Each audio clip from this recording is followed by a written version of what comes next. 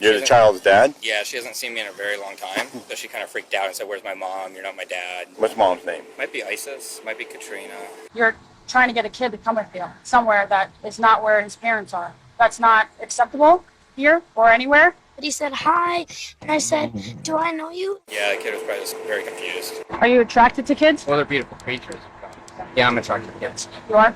You are being detained. How can we figure out what's going on? Okay, perfect. That's a good idea. Thank you. On Tuesday, August 3rd, 2021, a parent's worst nightmare shockingly comes to life when a strange man tries to lure a 10-year-old child onto a nearby boat. Terrified, the young girl attempts to flee from the man and approaches a few employees working at Coeur d'Alene, Idaho parasailing. The child quickly hides behind the workers and shakily tells them of the horrifying ordeal, to which the owner, Benjamin Rodriguez, discreetly dials 911. However, the disturbing nightmare is far from over, as police soon come face to face with their deranged suspect, who will go on to make one of the most shocking confessions ever caught on tape. When authorities arrive on the scene, Benjamin frantically makes his way to an officer, wasting no time in divulging the twisted tale. This girl that's over there, the girl's crying, coming up to us saying this guy's trying to take it. This guy claims it's his daughter. The girl is not going with it. Where's over on the booth with another officer? With my partner? Yeah, no, I don't know. Another officer. So I'm getting the picture of this guy's trying to take her. So I'm like, well, let's go try to find a parent. Right. All right. So I'm walking, trying to play along because I know it's like not adding up. So we head over to the grass because he's like, I'm good. I can go. So he goes to some random girl. Okay? That's the kid's mom. Hey, miss, are you missing a kid? No, I don't know the kid. I don't know this guy. And the guy's like, well, I don't know what to tell you, but I got to go. And I'm like, no, buddy, I'm with you here. You know, I'm not leaving you. I'm trying to take this girl, and the girl came to us, trying to get away from this. What's the mom look like? Oh, I forget. Okay. So how do you know the mom? I'm her husband. Well, we haven't been married in 3 years. We're not quite married.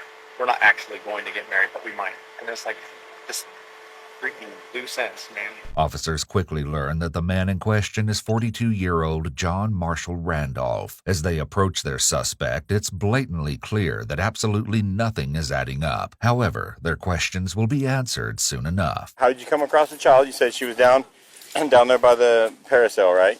I don't think so. Okay, take your hands out of your pockets for me. Thank you.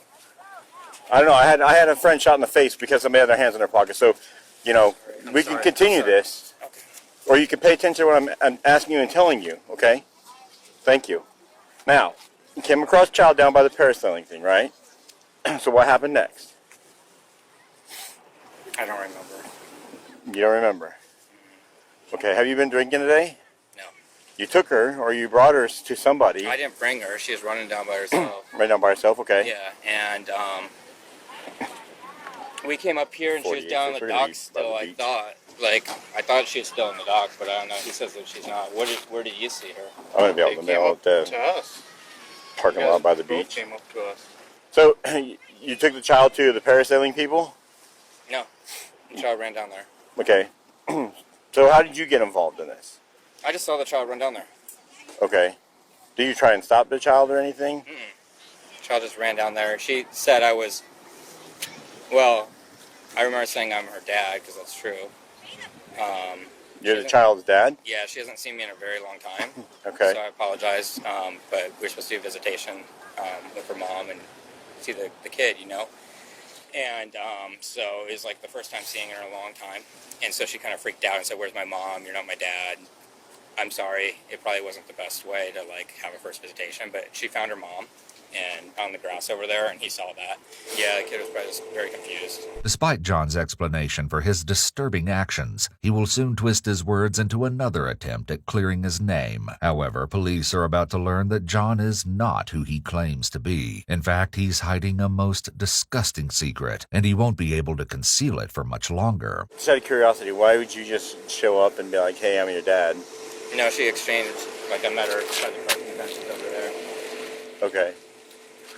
So you met her over there, and the kid was there. And can you take your hands out of your pockets for me, please? Oh, yeah, sorry. Thank you. That's all right. And then when you met her and the child, who's the mom, actually? What's mom's name? Might be Isis, might be Katrina. Might be Mary. Okay. I don't remember. Was the little girl with you over there when you contacted them at the bench? Yes. Okay. And then, so did she take off running at that point? Yeah. Okay. And then that's when she ran down the dock there? Yeah. Okay. John, right now, I'm going to detain you. Okay. All right? You're not under arrest at this point, but you are being detained. Okay. So we figure out what's going on. Okay, perfect. That's a good idea. Thank you.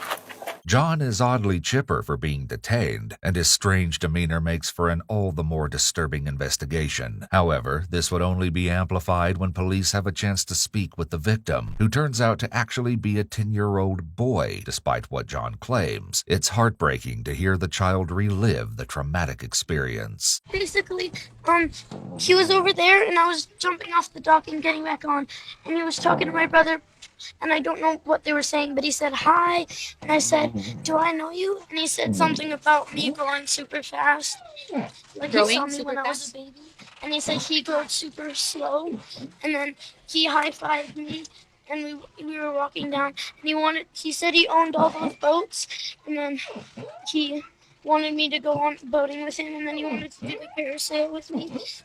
And then I went to these people, and he also said that he was my mom's husband, and I was his son. And then he said something about like be together for 1,000,000 years. Did the guy say anything to you, dude? What did he say? He just kept on calling me. He literally let me pick what name he was going to talk. The two brothers were swimming near the docks at Independence Point in Coeur d'Alene, Idaho, when John creepily began to talk to the children. But the brave 10-year-old immediately knew what to do and quickly asked for help from Benjamin and his employees. Here, Benjamin gives a detailed recollection of those shocking moments captured by the security camera. The kid and that dude. Yep. This kid's trying to get help. This dude's trying to convince him to not get help, right? So we're winding up for the day. Yep. Getting things done. And this is his last chance trying to convince this kid to not get help. Here comes the kid, comes over here, and they're like, hey, do you have any questions? Thinking they're, Parasol customers or something. And this kid's now crying, and he comes over to me, and he's like, he said, that's not my dad. And yes, I'm his dad. He just got up from a nap. He's groggy. He thinks like this when he wakes up from a nap. And we're just like, what the crap? He's like, well, you guys can leave, or you guys can stay here. I'm gonna go. And I'm like, Riley, you stay here with this kid. I'm gonna go follow this guy. While Benjamin refused to let John out of his sight until police arrived, his employee, Riley Estes, helped the child find his mother. Stoked. I hope that guy I hope they get a lot of dirt on him. To get that creeper out of here, man. As the sickening investigation continues, we'll learn that John does in fact have a bit of dirt on him, so to speak. However, in no way does it compare to his upcoming confession that will stop authorities dead in their tracks. Back at the police vehicle, John tells an officer that he works close by, but authorities could have never guessed the suspect's profession. Where's your office at? In that building? The diamond building over there, the 250 Okay. north or whatever. Office? What is it? I'm a lawyer. Lawyer? Yeah. Okay. How long you been there at that office? A little over a year. Over a year. I moved in June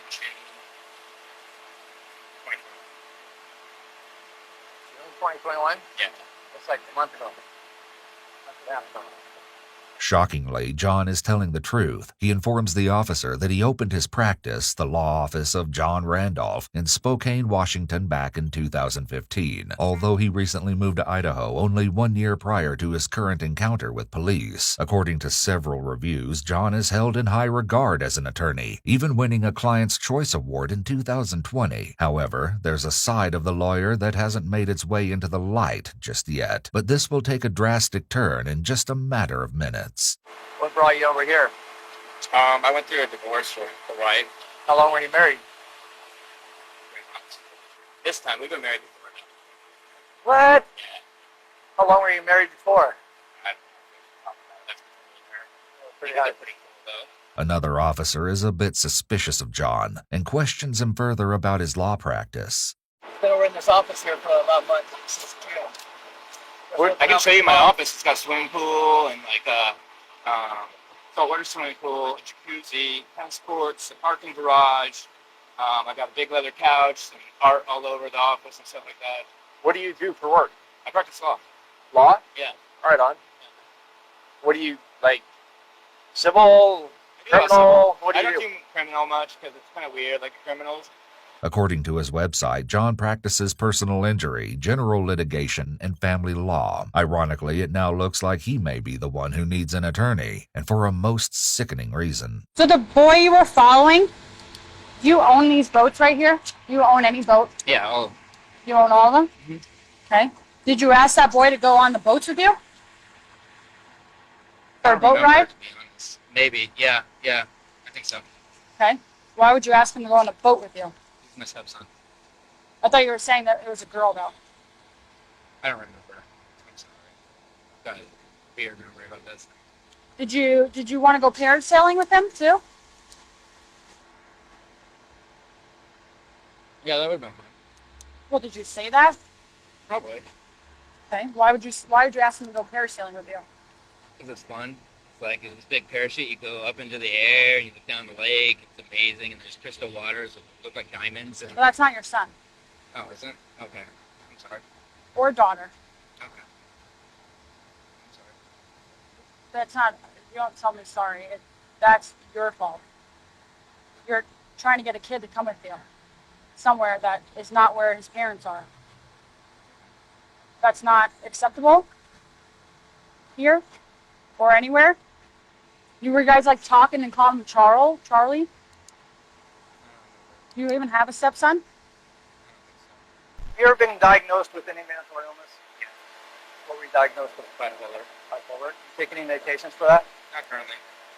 Are you supposed to be taking any medications? No, my doctor took me off. Apparently, John is allegedly hiding a rather tumultuous past. A woman who would like to remain anonymous asserts that the suspect is a ticking time bomb. You don't know when he's going to relapse. Just wait until he unveils his most sick and twisted confession. Do you come down here often? Yeah.